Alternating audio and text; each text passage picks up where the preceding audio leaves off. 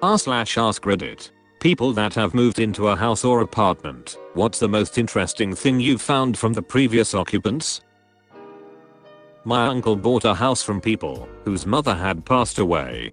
They left a good amount of stuff in the house, mostly worthless. Christmas decorations, cutlery, etc. In the back of one closet we found a trash bag full of lottery scratch-offs. We started going through them, and they were all winners. Turned out to be about 12k in winning tickets. We took a few to the convenience store to check them, and they were all past the cash by date and the state lottery would no longer pay them out. A trash bag full of only winners? Sounds like a scam somehow. She could have been saving them for a rainy day fund, not realizing they expire. When I was 8, we rented a Victorian house for a while and found a love letter from 1912 in the banister of the stairs. What did it say?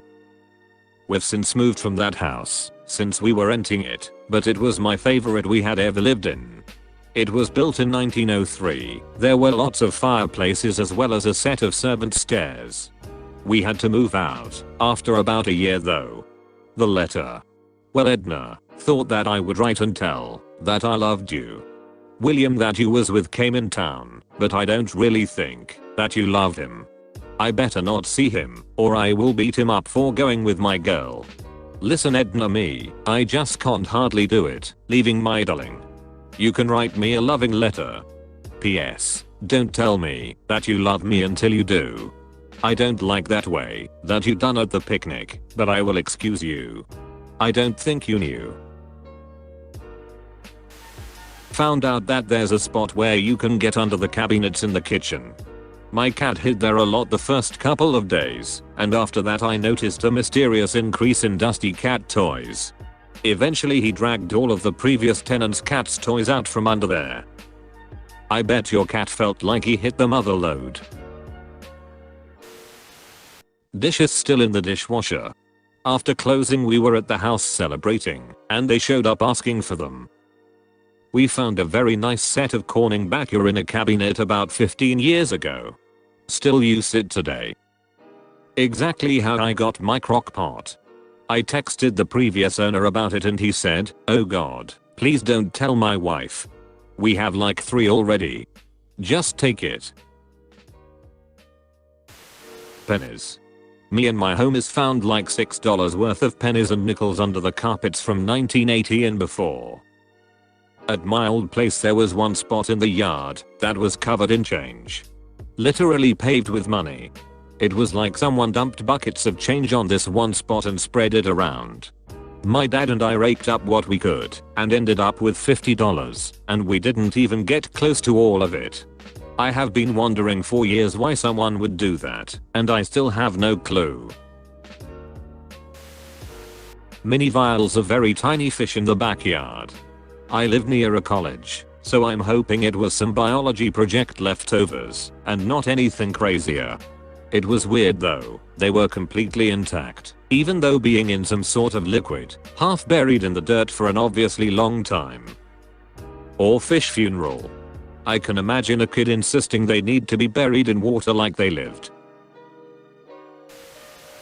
My husband and I found a Crown Royal bag in the rafters of the basement that previous tenants had left behind.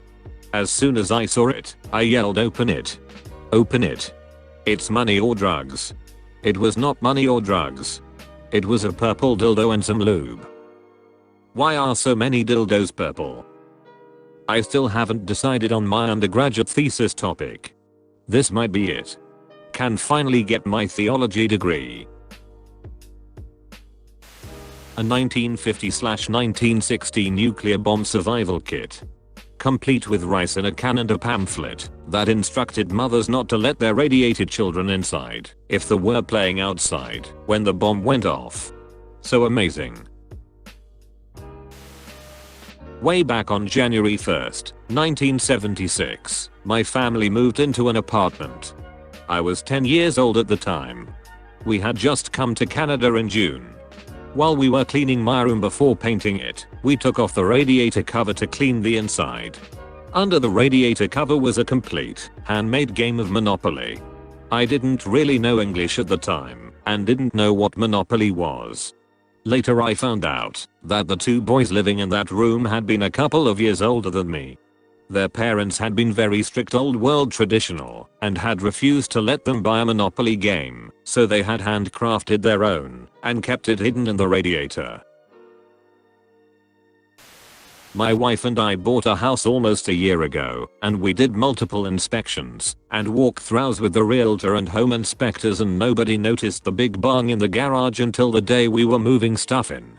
I still have it in there. I spray painted it and have a fake flower in it, lol. Not me, but someone I know has moved to Japan. They rented an apartment and was doing some cleaning when they moved the fridge, only to find a small room with a balcony, like it had a washer and bedding stacked up. I think it was so odd, just hidden behind the fridge. I discovered a similar cover up at work. We were adding more staff members, but didn't have enough offices. There was a spacious closet that had lights and ventilation, but no window and a crappy linoleum floor. But it was quiet, and I'm a writer, so I volunteered to take it. It had to be painted, and when one of the guys came up to do that, he said, "Oh, this used to be a regular office, but they covered up the window so they could use it as a dark room." A crew took down the wallboard that was covering up the window, and when the sunlight poured in, it was like the scene in The Wizard of Oz, when Dorothy steps from her black and white farmhouse into colorful Oz. The crew painted it and laid down new carpeting, and when it was finished, it was so lovely that a lot of other people in the department decided they wanted it. Eventually someone else did get it, and I had to move out. I renovated the basement and tore down the drop ceiling. An envelope fell out in the process.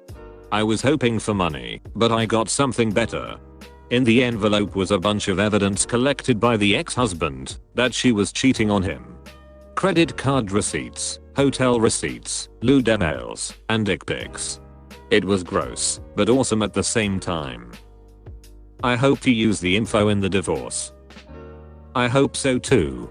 I'm not sure why he left it behind. Hopefully they were copies. I checked the obituaries just in case, but his name didn't come up. A box hidden in a loose board with heroin and needles. Oh shit, that's whack. No, that's smack. My dad found a first edition book from Benjamin Franklin. Previous owner was a principal and book collector who killed himself in retirement. His family didn't check the crawl space, and my dad found a bunch of stuff in it, like an autographed baseball bat, Playboys, a 5-gallon jar half full of pennies, bunch of valuable books, a bong, painting supplies, a broken antique handgun and sword in a box labeled cheese, and then just sewn clothes and carp. Found a vinyl record under a carpet. It was broken and missing a piece. Didn't have a label either. It was just such a weird thing to leave there when laying down carpet, I thought. My guess would be that one previous occupant loved that record and another person hated it and took steps to ensure it didn't get played anymore. Moved into an old apartment in a college town. It had previously been a fraternity or sorority house all through the 80s. I was at an all-Greek party alumni and met an older guy who found out I lived in his old frat house. He immediately asked if we ever partied in the basement. I told him we didn't have basement access from inside, so no. He then had me follow him back to my house and showed me a false wall next to the bathroom that led down into the basement. Not gonna lie, it kinda freaked me out. The basement door outside had a broken lock, so anyone could get down there. The false wall was hard to open from the house side, but really easy to push open from the basement. Anybody could have gone down there and come up into my apartment. Well, that escalated to really ducking creepy real quick. Also, you got balls to let some strange old guy follow you back home. Back in the day, I rented the upstairs of an old brick house in the small town I grew up in. It was the first brick building to be built and served as a liquor store around the time of Prohibition. In Canada, on the border of the US. In the attic I found some old liquor bottles in the rafters. The house down the street was owned by Al Capone. It has secret passageways in the walls and even a jail cell in the basement. My father's childhood home had a hidden cellar under the living room.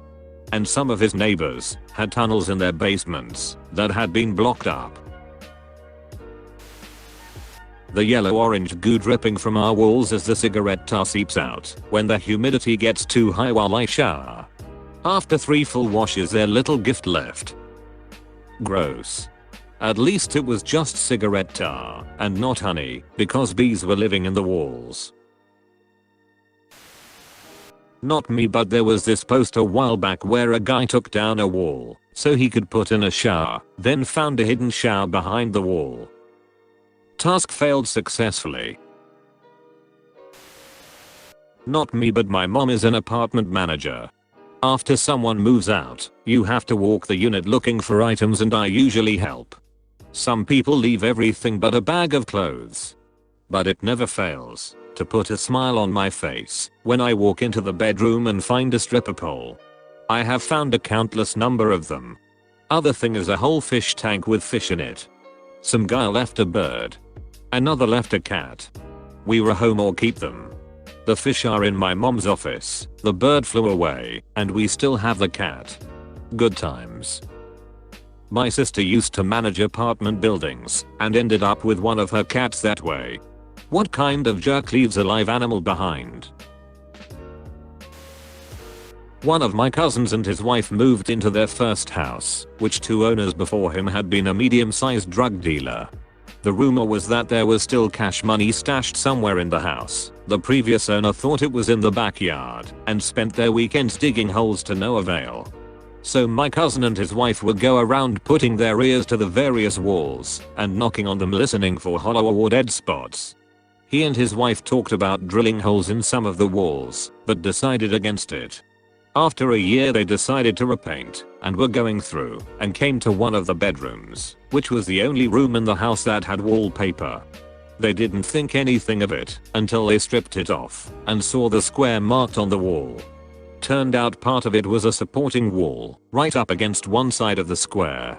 So they cut from the other side, and when they pulled the wooden stuff out they found 30 bricks of cash, a little over $950,000. The drug dealer has died, so they got to keep it after paying taxes. I feel like they were a little more than a medium-sized dealer if they stashed $950,000 in the wall. That's a crazy amount of cash.